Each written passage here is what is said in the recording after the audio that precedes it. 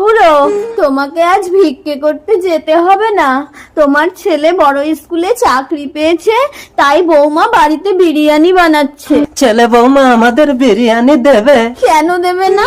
সকাল থেকে বৌমার কত সায়া কাপড় ধুয়ে দিলাম। চলো, আমিও ছেলের জুতো টুতো গুলো পরিষ্কার করে দিয়ে একটু বিরিয়ানি খাবো। চলো। এই ছুটি, আরে বাবা মা এসছি তো। বিরিয়ানি দেখতে কি সুন্দর, নিশ্চয়ই খেতেও খুব সুন্দর, বলো বুড়ি? তুমি ছেলের জুতোটা পরিষ্কার করে দাও, আমি ঘরটা মুছে দেই।